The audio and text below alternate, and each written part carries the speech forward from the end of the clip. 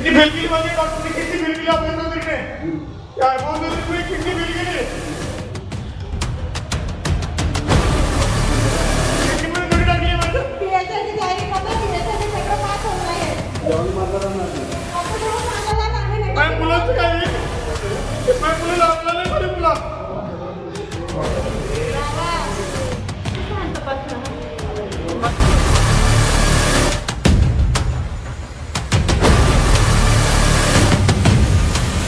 खासगी जळगावच्या खासगी दवाखान्यात उपचार करण्यात आलं होतं मात्र आपण त्यानंतर उपचारासाठी बाहेरगावी गेले नेमकं काय प्रकरण आहे आणि आपण आता एक कर्मचारी शासकीय कर्मचारी पोलीस असल्यानंतर आज कपडे काढून बसावं लागतंय सर ते 9/10/2023 सोनोग्राफी रिपोर्ट आहे याच्यात मला 13.3 mm चा खडा होता मी या डॉक्टरांकडे ऑपरेशन केलं कुठल्या डॉक्टर डॉक्टर अभय चौधरी संजीवनी हॉस्पिटल जळगाव या डॉक्टरांकडे मी ऑपरेशन केलं सर यांच्याकडे ॲडमिट आणि डिस्चार्ज आहे माझं 8/11/2023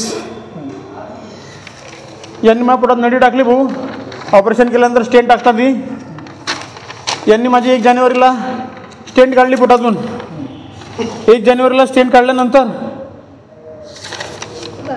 मला पोटात दुखायला लागलं भरपूर दुखायला लागलं पोटात रक्तस्राव चालू झाला माझ्या लघवीतून मी 14 जानेवारी 1 तारीखला 2023च्या सोनोग्राफी केली 2024च्या 1-1.5 महिन्यात भाऊ या डॉक्टरांनी मोठ्या स्टोनचे छोटे छोटे तुकडे केले आणि 8 mm 4 mm 3 mm माझ्या किडनीतच राहू दिले मी माझ्या लघवीतून रक्त येत होतं मी या डॉक्टरांकडे आलो सर माझं रक्त येतं काय करू हे मला म्हणाले परत दुसऱ्या ऑपरेशनचे मला पैसे दे मी 2019ला या डॉक्टरकडे ऑपरेशन केलं मी यांना 1 लाख रुपये दिले 70,000 दिले मी परत यांच्याकडे ऑपरेशन केलं मी परत यांना 60,000 दिले या डॉक्टरांच्या चुकीमुळे परत किडनी स्टोन राहिले मी या डॉक्टरांना कुठून पैसे देऊ या डॉक्टरांनी मला गोड्या औषधी दिल्या म्हणे गोड्या औषधी दे का खळा पडून देईन भाऊ 6 महिने मी डॉक्टरांकडे आलो माझ्या लघवीतून रक्त थांबलं नाही 6 महिन्यानंतर माझी नळी चॉकअप झाली माझी किडनी फुगली डॉक्टरांकडे वारंवार येत होतो मी हे मला वरती येऊ देत नव्हते यांचे लोक मला हे लोक मला वरती येऊ देत नव्हते शेवटी 15 तारखेला मी अत्यंत अस्वस्थ झालो फेब्रुवारीला आयकॉन हॉस्पिटलला मी ॲडमिट झालो त्यांनी माझा CT स्कॅन केला icon hospital Jalgaon CT scan केल्यानंतर समजलं माझी किडनी फुगलेली आहे माझ्या किडनीतून 1.5 लिटर सेप्टिक काढलेलं होतं सेप्टिक काढल्यानंतर मी औरंगाबादला गेलो सिग्मा हॉस्पिटल तिथं मी DTPA टेस्ट केली DTPA टेस्टमध्ये सांगितलं तुमची किडनी निकामी झाली मी त्यांना कारण विचारलं का निकामी झाली म्हणे सर तुमचे किडनी स्टोनचे खडे तुमच्या नळीत फसून गेले ते न निघायला मिळाले तुमची किडनी चॉकअप झाली तुमची किडनी फुगून गेली त्याच्यामुळे ती निकामी झाली ती निकामी झाल्यामुळे हा रिपोर्ट आहे निकामी झाल्याचा माझी किडनी फक्त 3% काम करते ही न्यूक्लिअर टेस्ट आहे भाऊ ती निकामी झाली आता डॉक्टर म्हणजे काढावं लागतील त्या डॉक्टरकडे मी आलो हा डॉक्टर म्हणजे तुमचा माझा काही संबंध नाही तुम्ही माझ्याकडे ऑपरेशन केलं नाही म्हणे मी या डॉक्टरकडे ऑपरेशन केलं नाही भाऊ हे रिपोर्ट खोटे आहे का ह्या डॉक्टरचं डिस्चार्ज सर्टिफिकेट आहे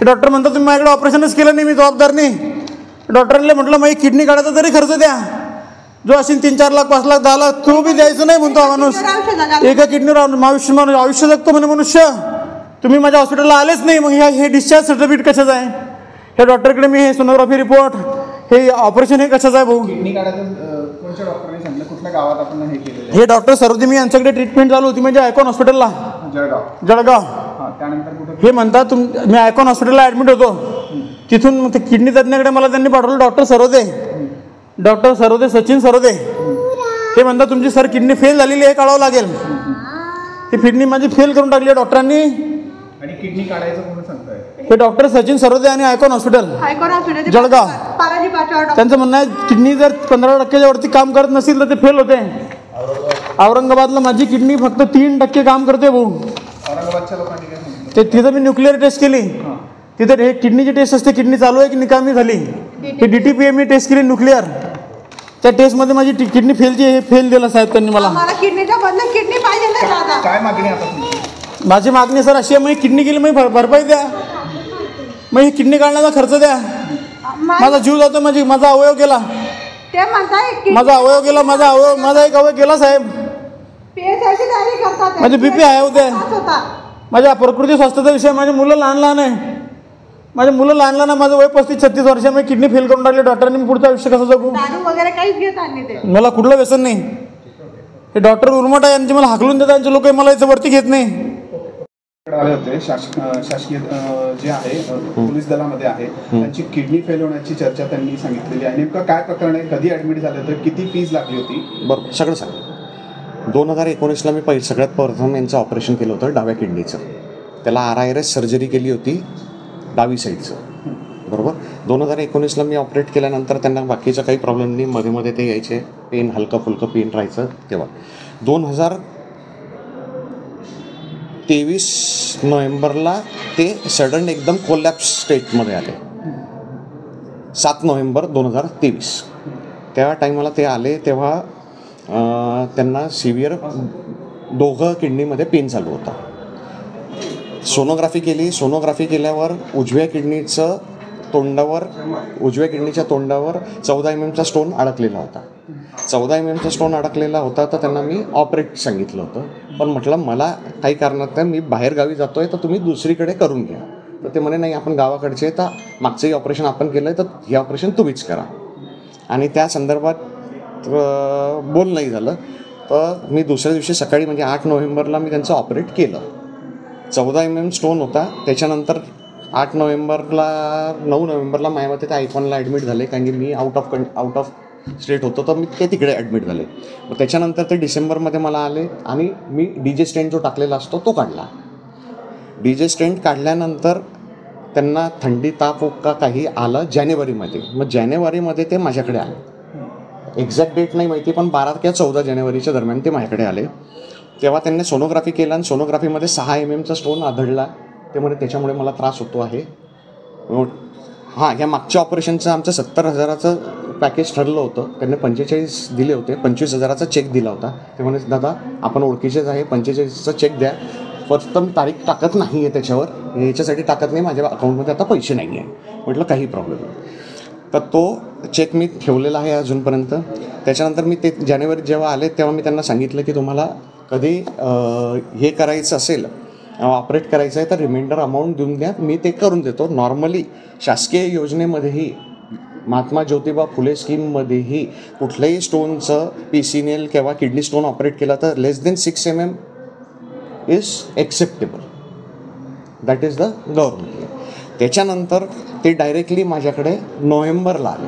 ह्या नोव्हेंबरला 2024 नोव्हेंबर 2024ला आलेत आणि त्यांनी बिल मागितलं. म्हटलं मागची अमाऊंट तुम्ही दिली की मी बिल देऊन देतो.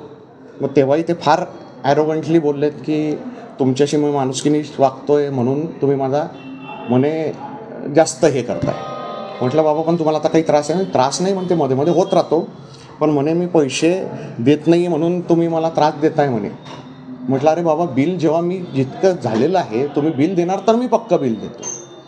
त्याच्यानंतर ते आज डायरेक्ट आलेले. आज आल्यानंतर त्यांची किडनीमध्ये पस जमलेला होता किडनीमध्ये. त्याच्यानंतर त्यांना PCN ट्यूब ऑलरेडी टाकलेली आहे, किडनीचे अँटीबायोटिक्स घेतलेले. औरंगाबादला रिपोर्ट करून आले, त्याला रिनल स्कॅन म्हणतात. तो रिनल स्कॅनमध्ये किडनी 3% to 5% काम करते असं दाखवलेलं आहे. आता PCN ट्यूब म्हणजे किडनीला नळी टाकलेली आहे. ती नळी टाकल्यानंतर 3 to 6 weeks आपल्याला थांबावं लागतं की ती किडनी किती सुरू होते ते बघायला. 3 to 6 weeksमध्ये DTPA रिनल स्कॅन परत करावा लागतो. तो परत केल्यानंतर आपल्याला समजतं ही किडनी काम करते का नाही करते आणि याच्या पुढे काय करायला पाहिजे. आता त्यांच्या म्हणण्याप्रमाणे माझ्याकडनं निग्लिजन्स झाला आहे आणि माझं म्हणणं एक आहे, यांना जे सगळ्यांना वाटतं की हा स्टोन इज द कल्प्रिट, तर stone is not the culprit. It is basically ureter stricture. ती नळी चोकअप आहे. ही नळी कशामुळे चोकअप होते? जे पहिलेचा जो 14 mm स्टोन कंटिन्युअस आपण बरेचदा आपण म्हणतो की 5 mm स्टोन 4 mm स्टोन काहीच करत नाही, पण आम्ही 8 mm स्टोनसाठी 6 mm स्टोनसाठी किडन्या काढलेल्या आहेत. कारण की कधी त्या स्टोनमुळे तिथे इजा होते आणि स्ट्रिक्चर होते. त्या स्ट्रिक्चरमुळे ती किडनी निकामी होते. आता त्यांची आताची परिस्थिती काय आपण तपासणी केलेली आहे का आणि एकूण बिल किती झालेलं होतं? आता तर काहीच घेतलं. हे मागील 70,000 होतं, 45 दिले. त्यांचं म्हणणं लाख रुपये दिले. खोटं आहे सगळं. 75,000 कॅश दिले. अरे बाबा आता सगळं बरं, हे सगळं खोटं आहे. आता त्यांनी जेव्हा इथे होते तेव्हा त्यांनी 45 त्यांच्याबरोबर जे LCB का कोण होते ते हेमंत पाटील तेही सांगतील. त्यांनीच स्वतःहून सांगितलेलं आहे की 45,000 मी दिले, कॅश दिले, 25चा चेक. तपासणी केली का? आता तपासणी म्हणजे रिपोर्ट बघितले, कारण की त्यांचा मूडच नाही माझ्याकडनं काही करायचा. त्यांचा एकच एम आहे की मला तेच त्यांचा एम एकच आहे की मी हे करेन, मला पैसे पाहिजे. आपली भूमिका काय? माझं एकच तुम्हाला प्रश्न आहे की म्हणजे डॉक्टर पेशंटच्या मागे फिरायला पाहिजे का की तुम्ही या तुम्ही या तुम्ही या. तुम्ही यायचं नाही, कॉम्प्लिकेशन करून यायचे आणि मग डॉक्टरला बोलायचं यू हॅव डायबिटिक. तुम्ही त्यांची HbA1c चेक करा की काय कंट्रोल आहे त्यांच्या डायबिटीसचा. तुम्हाला समजून जाईल की ही इज बॅडली कंट्रोल्ड. हे जानेवारी 2024लाही जेव्हा आले होते तेव्हा त्यांचं तसंच होतं. सिव्हिअर फीवर वगैरे होता, HbA1c वगैरे डिरेंज होतं, डायबिटिक पेशंट आहे. आणि त्याच्यानंतर तुम्ही डायरेक्टली 4-1 महिन्यानंतर म्हणजे डायरेक्ट 10-11 महिन्यानंतर नाही 13 महिन्यानंतर आले. भूमिका काय? आता याच्यात माझी काही चुकी नाही. आपलं नाव आणि पद? डॉक्टर अभय रमेश चौधरी. खबरों में बस इतना ही. देखते रहिए BK टाइम्स न्यूज लाइव. अगर आपने हमारे चैनल को सब्सक्राइब नहीं किया है तो सब्सक्राइब कीजिए और बगल में लगी घंटी के बटन को दबाकर ऑल पर क्लिक कीजिए ताकि आपको सच्चाई के साथ दिखाई जाने वाली खबरें मिल सकें. जय हिंद.